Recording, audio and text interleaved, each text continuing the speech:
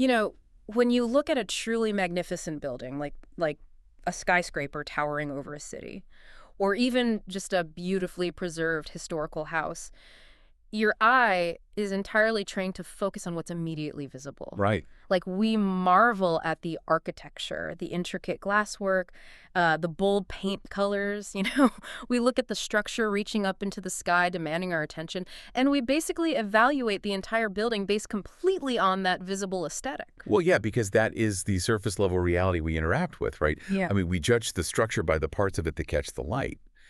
But to do that is to completely ignore the brutal subterranean reality of how that building actually stays upright. Yeah. You almost never consider the foundation unless, you happen to be the structural engineer who poured it. Exactly. And the foundation is completely buried. I mean, it's down there in the dark, submerged in the dirt, bearing literally all the weight of the house, completely unseen by anyone walking past.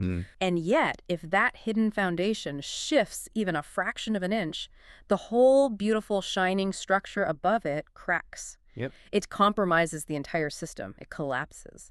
So today, our mission is to unpack a piece of source material that digs entirely into that hidden dirt. I love that analogy for this. Right. We are analyzing an incredibly brief text today. Essentially, it's just a sign-off message from a single broadcast of the Lust Scenes podcast. It's a special segment, and it's titled, "She Never Stopped Believing, a Tribute to Mothers." And while it is very short, it is exceptionally dense. Oh, incredibly dense. It forces us to look past the visible architecture of our lives, right? Sure. And examine the subterranean support systems we all rely on. Yeah, and we will be doing a very close analytical reading of this excerpt today on the deep dive. The goal is really to synthesize why these specific words resonate so deeply with you, the listener, and what they reveal about the broader human experience. Yeah. Because we aren't dealing with a sprawling academic manifesto here. We are dealing with extreme density. This text proves that sometimes the most profound insights into human psychology and relationship dynamics aren't hidden in, some 500-page sociological study. Right. They're not in a textbook. Exactly. They are codified in the everyday messages we send to the people who hold up our walls. Okay, let's unpack this. I want to start at the very top with the actual title of this tribute. She Never Stopped Believing. Okay. If we lean on that analogy of a mother's belief being like the invisible foundation of a house, I have a fundamental question about the phrasing here. Why focus specifically on the word believing? Because when our culture talks about traditional motherly traits, the vocabulary is almost entirely oriented around tangible care, right? We hear words like providing or nurturing, feeding, protecting. Why is belief positioned here as the absolute anchor of this tribute? What's fascinating here is how that specific word, believing, demands a complete shift in how we categorize maternal labor. Okay, how so? Well, it moves the focus away from physical, logistical acts of mothering and places it squarely on psychological and emotional endurance. Wow, yeah. When we describe someone as a provider or a caretaker, we are usually describing a discrete action that happens in the physical world, in the present moment. You provide a meal, you bandage a scraped knee, you drop a teenager off at high school. Those are all logistical tasks. Exactly. Those are vital tasks, obviously, but they have a clear beginning and a clear end. You complete the action, you check the box, and the task is over until tomorrow. Right. But belief, on the other hand, operates on a completely different psychological axis. Belief is not a physical task. It is entirely perspective. It's a projection into the future. Projection, yeah. It requires an incredible amount of psychological stamina to hold on to a positive, cohesive vision of who someone can become. And the true burden of that belief is that the mother figure has to maintain that vision even when the child, or the person they are mothering, cannot see it themselves. Oh, that's heavy. Right. They have to hold the blueprint of your potential in their mind while you are actively making mistakes or failing or just doubting yourself. So it's about holding space for potential. Yes. That implies a massive cognitive load. I mean, it's like keeping a dying fire alive in a torrential downpour. And that cognitive load brings us right to the second half of that title. Never stopped. Yeah. To explicitly state that she never stopped believing strongly implies a crucial underlying reality about human nature. It means there were moments where stopping would have been the logical, easy choice. Well, yeah, if the belief was effortless, you wouldn't need to praise someone for continuing it. Exactly. You don't praise someone for never stopping breathing, That's a great point. It highlights the sheer grit inherent in the role. It acknowledges that there were undoubtedly times of deep doubt, times of agonizing frustration, and times of profound friction where the path of least resistance would have been to just walk away or simply lower expectations. But the belief endured. It survived the friction, yeah. This title is a testament to emotional resilience. It implicitly validates the exhaustion of the mother figure by celebrating the continuation of the belief in spite of that exhaustion. I want you, the listener, to take a second and contextualize this in your own timeline. Think about a specific moment in your life when you had completely run out of belief in yourself. Hmm. You were running on empty, perhaps after a massive failure or during a period of intense anxiety, and you had to entirely borrow someone else's belief in you just to take the next step. Just to keep going. Right. You were resting all your weight on their foundation. That invisible, unrelenting psychological support is what this text is elevating. But this focus on invisible emotional endurance over physical tasks brings up a massive tension in how we actually treat people day to day. Which leads directly into the next line of our source text. Yep. The narrator says, to every mother listening, thank you. Not just for what you do, for who you are. Such a powerful line. It is, but here's where it gets really interesting, because I actually want to push back on this sentiment a little bit. Okay, let's hear it. Celebrating someone purely for who they are sounds beautiful, but isn't it entirely impractical? I mean, society survives on utility. It survives on what we do. Yeah. If a mother doesn't do the endless laundry or physically feed the kids or earn the paycheck to keep the lights on, the whole system breaks down. Evolutionary biology dictates that we value the people who do the things that keep us alive.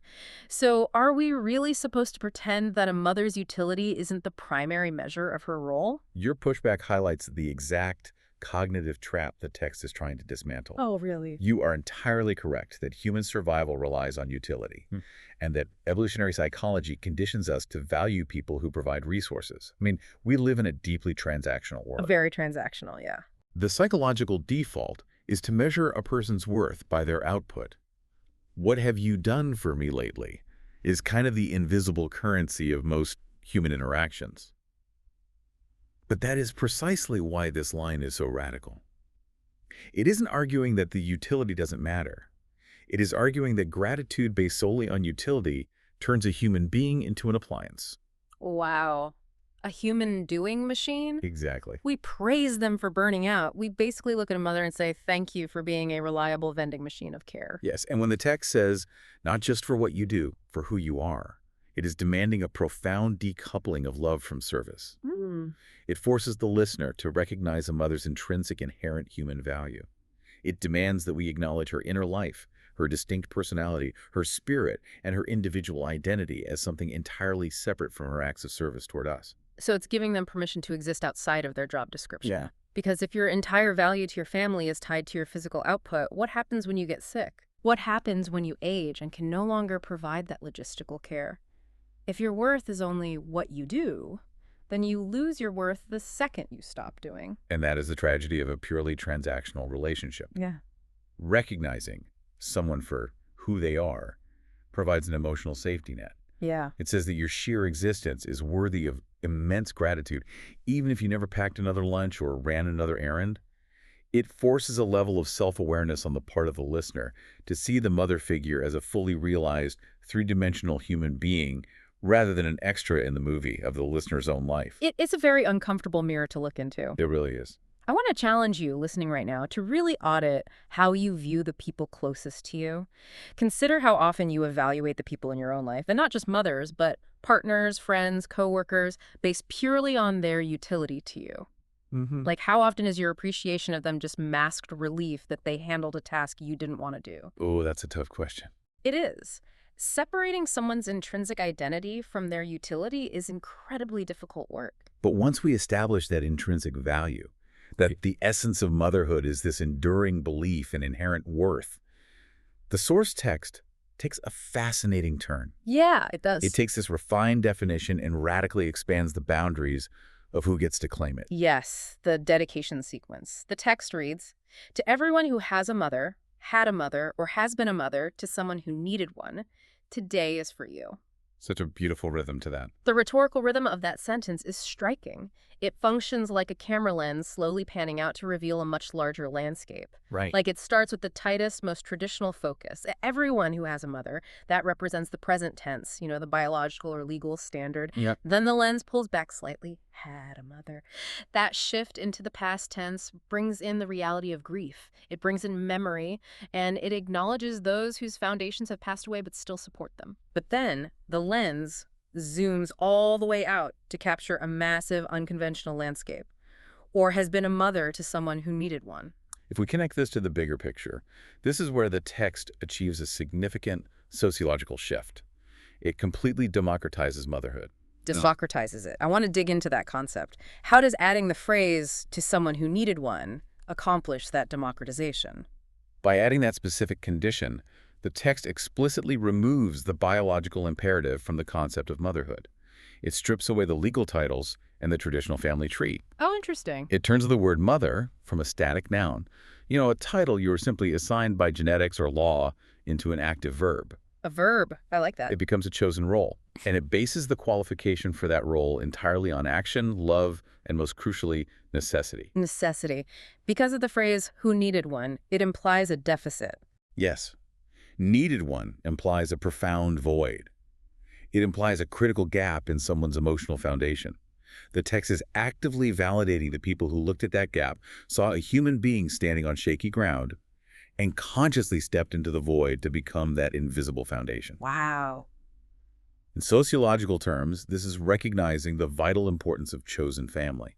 It validates the aunts, the older sisters, the teachers, the mentors, the foster parents, the neighbors. It acknowledges that biology is just one highly specific way to arrive at this destination, but stepping up in a moment of critical vulnerability is equally valid. Exactly.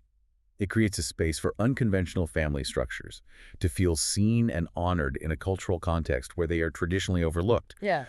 Mother's Day, or any tribute to mothers, can be an incredibly isolating experience for people who don't fit the nuclear family mold. This text redefines the barrier to entry. If you provided the unyielding belief, if you were the psychological scaffolding for someone when they couldn't stand on their own, you are in the title. Which makes this analysis deeply personal for almost everyone listening. Absolutely. As you're listening right now, actively catalog the unconventional mother figures in your own life. Who are the people who stepped into your voids? The ones who didn't have to be there by law or by blood, but who recognized a deficit and chose to provide that foundational belief. We all have them. We all have them, even if we don't use that specific label for them. Right. So the text establishes this massive, inclusive community of protectors and believers. But it doesn't just leave us with a warm philosophical definition. It pivots sharply into an imperative. So what does this all mean in practice? Yeah. The source moves directly from this wide dedication into a concrete call to action. It says, share this episode with someone who needs to hear it. And if you have a story about your mother, drop it in the comments. I want to read every single one. Mm-hmm. And it ends with the sign-off. Love the people who loved you first. Why does the original narrator pivot from a one-way broadcasted tribute into practically begging for active community participation? Why the enthusiastic desire to read every single one of the stories? This raises an important question about the psychological mechanics of memory and validation. Okay. The pivot to asking for stories is essential because it transforms the tribute from a monologue into a collective archive. A collective archive. Yeah. In psychology, there is a concept regarding the immense healing power of being witnessed. When you experience something profound, whether it's trauma or in this case, immense unconditional love, it can feel isolating if it remains locked inside your own head. Well, sure, because it's an invisible foundation. Nobody else sees it. Exactly. So by saying, drop it in the comments, I want to read every single one, the host of the Less Scenes podcast is offering to act as a witness to these unseen foundations. Ah, I see. When people share their stories of unconventional motherhood or stories of intrinsic value, it builds a shared public monument. It proves that these emotional truths aren't just isolated anomalies, but universal pillars of human survival. So it moves the listener from being a passive consumer of a nice message into an active participant. Yes. You are being asked to validate your own foundation by bringing it into the light, which actually brings us to that final, incredibly resonant line, love the people who loved you first. I want to break down the mechanics of why that specific arrangement of words hits so hard. It is a phenomenal directive because it operates as a profound statement regarding reciprocal love and emotional debt. And I mean debt in the most positive connective sense of the word. Right, because we were born in a state of absolute deficit. Right. Before we even possessed the neurological capacity to understand the concept of love, let alone articulate it or return it, someone was already actively loving us. We were loved before we were conscious. We don't spring into the world fully formed and independent. We are entirely dependent on the psychological and physical scaffolding of others. Mm, To love the people who loved you first is a command to look backward down the timeline of your own development. It is an imperative to locate the exact origins of your emotional security, recognize the massive head start their belief gave you, and actively return that energy. and it weaves perfectly back into the democratization of the word we explored earlier. It really does. The people who loved you first deliberately does not specify a biological parent. Your first could be that high school teacher who saw your potential. Right. It could be that older sibling who shielded you from a chaotic household. It could be the chosen family member who was the very first person to show you what unconditional belief actually felt like. It encompasses whoever poured into your foundation before you had anything of your own to pour out. It demands that we acknowledge our emotional origins and actively return the investment. Knowledge and gratitude are mostly useless if they remain abstract. The source text demands application. It really does. It refuses to let you just nod along and forget it. Yep. We have covered some truly massive conceptual ground today. To briefly trace the architecture of what we've built from this tiny 80-word excerpt, we started by seeing how the text completely redefines the grid of motherhood, moving away from physical caretaking and focusing on the heavy, invisible cognitive load of continuous belief. Mm-hmm. We examined the uncomfortable friction between valuing a person's utility, what they do for us, and the radical act of validating their intrinsic human worth, who they are. Right. We watched the text zoom out to democratize the concept of a mother, turning it from a biological noun into an active verb based on filling a critical void for someone who needed one. And finally, we explored the psychological necessity of shared storytelling, culminating in the imperative to locate and actively love the people who formed our earliest emotional foundations. It is a staggering synthesis of sociology, psychology, and raw human connection, all contained within a few fleeting breaths of a podcast sign-off. It proves that you don't need a massive word count to shift someone's perspective. You just need absolute clarity of emotion. Yeah. Now, as we wrap up this deep dive, we don't want to just leave you with our analysis. We want to leave you with a lens to look through. Exactly. Building strictly on the logical framework of the text we've unpacked today. Consider this. We've established that motherhood, in its most expansive, democratized sense, is fundamentally defined by stepping in to be there for someone who needed one. Right. We've also established that our ultimate directive is to look backward and love the people who loved you first. But if we take that exact same logic and point it forward into the future, the implications are massive. How so? Well, ask yourself, how might you step into that verb today? Look around your immediate ecosystem, your workplace, your friend group, your extended community, who currently has a critical gap in their foundation, who is standing on shaky ground, entirely out of belief in themselves. The text challenges you to be the first for someone else. How can you step into the void right now and offer such unyielding, unconditional belief that years or even decades from now, they might look back and realize you were the one who never stopped believing in them? You have the capacity to be the invisible foundation keeping someone else's structure from collapsing. It's entirely up to you whether you choose to step into the dirt. Thank you so much for exploring this with us. We'll see you on the next deep dive.